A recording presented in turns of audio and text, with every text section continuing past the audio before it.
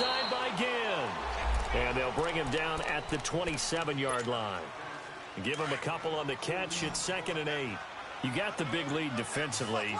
Willing to give him that underneath stuff, right? And this is why you work on your tackling. Tackle him after the... And the pressure gets to Breeze as he's taken down. Kendall Beckwith in there to sack him for a loss of 6. 3rd and long now after the sack of Breeze, and the Saints up against it here. Working from the gun, it's Breeze. Throw left side, taken in by Meredith. It'll be a gain of 12, but it will also lead to 4th down. So much about this game is just understanding situations and then having to execute, isn't it? Guard the first down sticks. Don't let them get there. And they rallied and made the tackle. And he locates Josh Hill, complete. No reason not to try it there, and they do indeed convert on 4th. 4th down, trailing in the 4th quarter. They felt compelled to go for it, and they got it. Well, I'd look down at my play sheet, and what I would find, plays have been successful throughout the game that have worked at the distance you need, and that's exactly what they got done. Out of the backfield, that's complete to Kamara. And he gets this one to midfield before he's brought down. They pick up 12 on the play there, and they move the chains. Breeze going to come up here, 1st and 10. And he's 4 for 4 now, throwing the ball to start the drive. From midfield, here's Breeze. And he's going to be grabbed and pulled down. Gerald McCoy in there to get him for sack number 9 now on the year. That huge loss on the sack makes this job much more difficult. It's now 2nd down and 22 yards to go.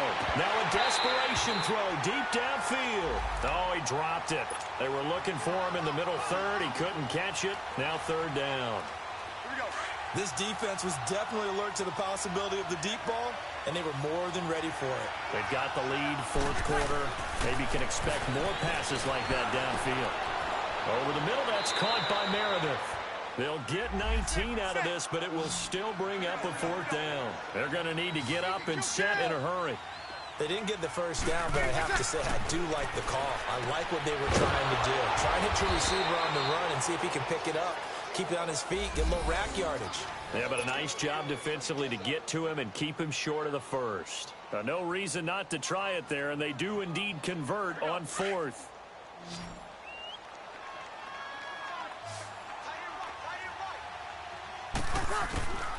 Breeze now on 1st down.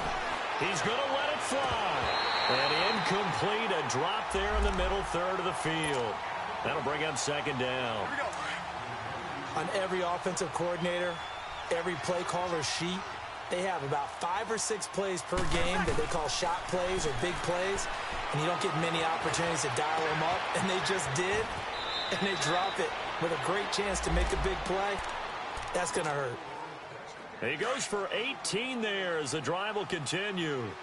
Clock management definitely critical here if they want to get back in this game. Absolutely agreed. They have to up the tempo in this case, down a couple of scores. Want to make sure they have a chance to win this ball game. Now, meanwhile, a pass that should have been intercepted, but it winds up falling incomplete. I'm trying to decipher what's going on out there because I don't know if he's just getting bad reads. I don't know if the defense is confusing him. I don't know if he just has, bad info and intel before he snaps the ball. And he is into the end zone. Touchdown, New Orleans. Benjamin Watson, his first touchdown on the year. And the Saints make some inroads here to that deficit. And he's got it up and through.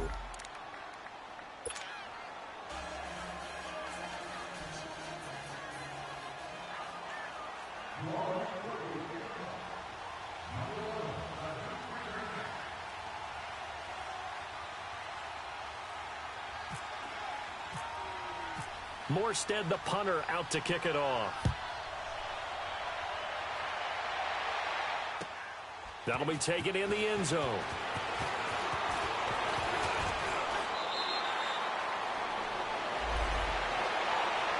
Now the Buccaneers offense gets ready to head back onto the field. Now the previous drive they punted, but that was just the first time they've had to do so in this game. And when they turn on the game film, the coaches will rant about this, right? They'll say, oh, God, we got to move the ball, guys. We can't punt the ball away. Well, they have to keep smiles off their faces because that's the first time in the game they've had to do so. They've moved it quite well. They'll overall be happy with what they've seen. And the Saints signal for another timeout as they stop it here with just under 40 seconds to go in the game. They're looking to throw this. Winston. Looking middle, and it's incomplete. Mike Evans, the one he was looking for. And it'll bring up third down. Basically, you're not going to outwork two guys very often. Double coverage. I thought he was going to go somewhere else with the football. I get it. That's a stud wide receiver. You want to try to get him the football. Yeah, sometimes you rely on him a bit too much. You forget the other options that are out there. And he'll just toss it away. So he throws it away, and that brings up fourth down. Here's Brian Anger now. On for his second punt. He'd take a repeat of his first. He gets this one away, and boy, it's another boomer. Now it's Ginn. And when it's said and done, it's a 58-yard punt. And control of the football switching hands here with very little time remaining in this contest. Out is the Saints offense now as they get ready to take over here. What do you do here down like this in this situation? Do you maybe just pick something out of the playbook you haven't called in a while, or you call it a day? You can do that, or you pick something that's a staple for you. He's got a man complete. The 20. And he gets this down deep into Tampa Bay territory. A big-time play there for New Orleans. Now whistles and a timeout called here. Not sure of the point of this, but they'll stop it with 4 seconds to go in the game. 36. One final try here for Breeze. And this is dropped it incomplete.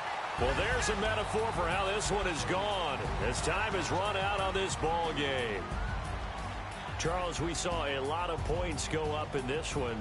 Certainly defensively, stuff that they can look at on film, don't you think? No doubt about it. And they've got to go back and check where the errors are, how they're going to fix them, and continue to get better at what they do.